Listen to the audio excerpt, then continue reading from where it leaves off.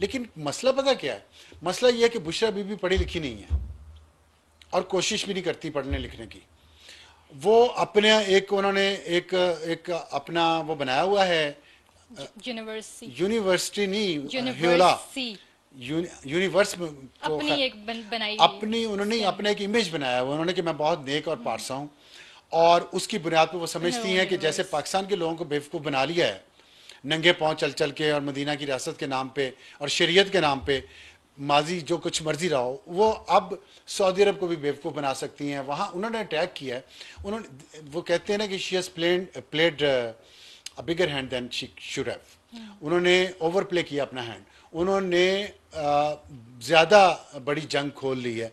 ये उनको जचता नहीं था, लेकिन उन्होंने अपनी तरफ से बड़ा अकल का काम किया है और बहुत बहादुरी का काम किया है। लेकिन ये बहादुरी और ये अकल इनके गले पड़ जानी है।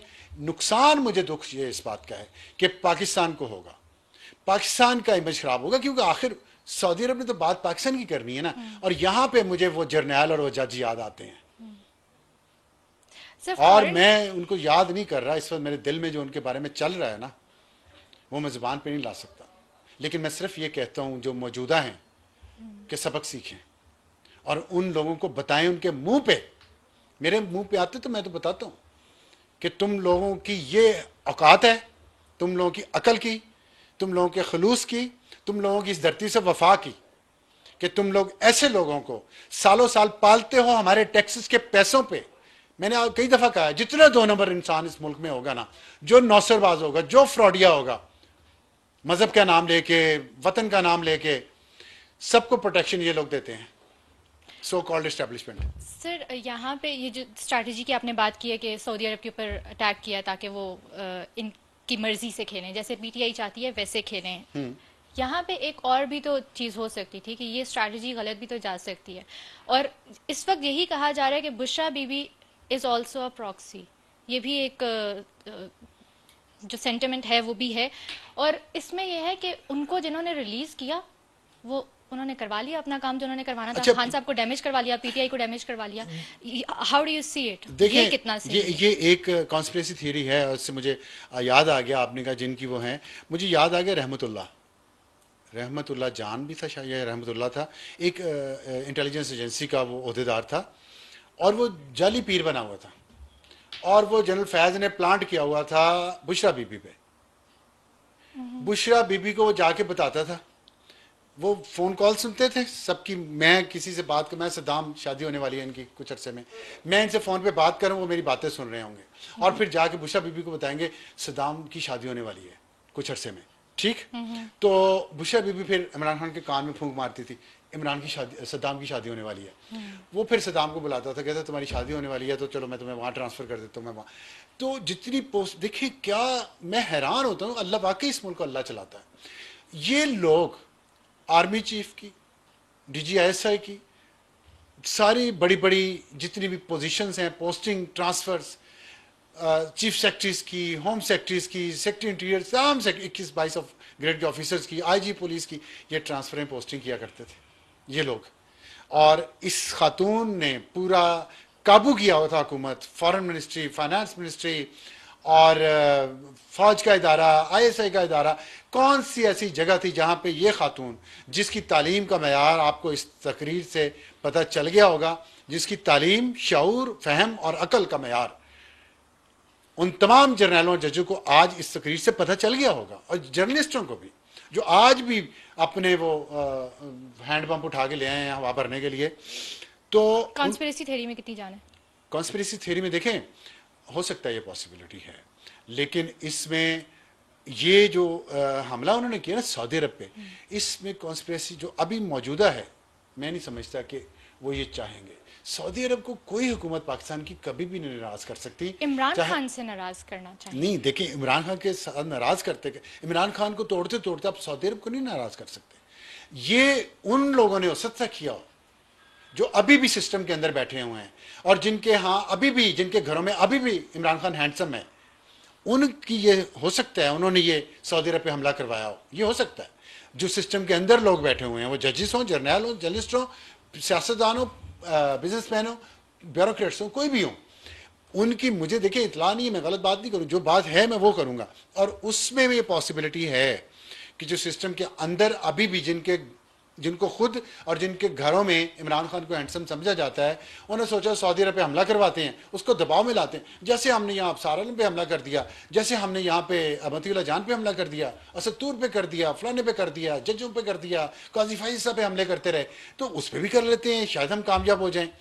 लेकिन वो क्राउन प्रिंस है और वो पाकिस्तान के लिए ये मुश्किलात बहुत पैदा होंगी, बहुत बुरे आप समझें कि तूफ़ान में पाकिस्तान को लाके खड़ा किया है, क्योंकि हर वक्त सऊदी अरब पाकिस्तान के काम आया, तेल दिया, मुफ्त इमदाद दी, हमें इन्वेस्टमेंट दी, उन्होंने हमारे लिए वीज़ों में आसानियाँ हैं। सबसे बड़ा नुकसान जो होगा, मैं आपको एक बहुत, और ये मैं ख़बर बता रहा हूँ आपको, ये मैं एनालिसिस नहीं दे रहा, ख़बर ये है कि सऊदी अरब से शुरू होके यूएई दूसरे नंबर पे, और फिर कतर और कुवैत, और फिर ओमान वगैरह, ये छोटे मुल्क हैं। यहाँ जो पाकिस्तानी हैं उन पे सख्त वक्त आने वाला है, और उनकी बहुत ज़्यादा अब मॉनिटरिंग शुरू हो जाएगी, और उनको निकालना शुरू करेगी सऊदी हुकूमत सबसे पहले, ख़ास तौर पे उन लोगों को जो इमरान खान की तस्वीरें लगा के फिरते हैं, झंडे लेके वहाँ खाना काबा में फिरते हैं और ये करते हैं ना। तो ये बुरा वक्त, अगर वो खुदा न खास्ता उनकी नौकरियाँ जाती हैं, घरों को वापस भेज दिया जाता है, उनकी अपनी ज़िंदगी भी तबाह हो जाएंगी, पाकिस्तान का फॉरेन एक्सचेंज भी कम होगा, तो बहुत ही बुरा पाकिस्तान के ख़िलाफ़। मैं ये समझता हूँ ये अगर सिस्टम के अंदर बैठे हुए लोग, जो आप कॉन्स्पिरेसी थ्योरी की बात कर रही हैं कि उन्होंने करवाया, तो मैं डेफिनेटली समझता हूँ कि उस सिस्टम के अंदर बैठे हुए वो लोग चेक कर लें, उनके या अमेरिका में असासे होंगे बच्चे और असासे, या उनके बरतानिया में बच्चे और असासे होंगे, जायदादें चेक करवा लें। मैं गलत हूं तो मैं ये पॉडकास्ट करना छोड़ दूंगा, ये भी मैं चैलेंज करता हूं। और मैं आपको एक बात बताऊं, हमारी इंटेलिजेंस एजेंसी में इतनी सख्त है कि वो सिस्टम के अंदर घुस बैठिए जो हैं, जो आज भी ये कुछ कर रहे हैं, वो उनका चेक करवा सकते हैं कि उनके बच्चे कहाँ पे हैं और उनकी प्रॉपर्टीज कहाँ पे अब्रॉड हैं कि नहीं है। तो यानी कर लें आपके चेक। ख्याल में अगर मैं गलत कह रहा हूं तो मैं ये पॉडकास्ट छोड़ दूंगा, आप अकेले कर लीजिए, कीजिएगा किसी और के साथ। नहीं, आपको और पता है कि वो होगा ही नहीं गलत साबित तो। और यहाँ आप प्रोग्राम खत्म करना चाह रही हैं?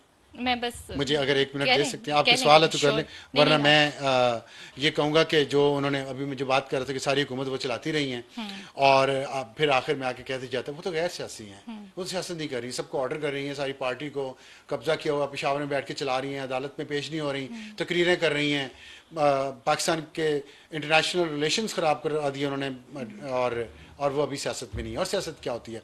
खैर, मैंने जो सबसे मुझे ख़तरनाक बात लगी है, उन्होंने जो शरीयत पे कहा कि हम ठेकेदार हैं, तो शरीयत का ठेकेदार कोई नहीं है, सिवाय हर मुसलमान का इक्वल स्टेक है इसमें।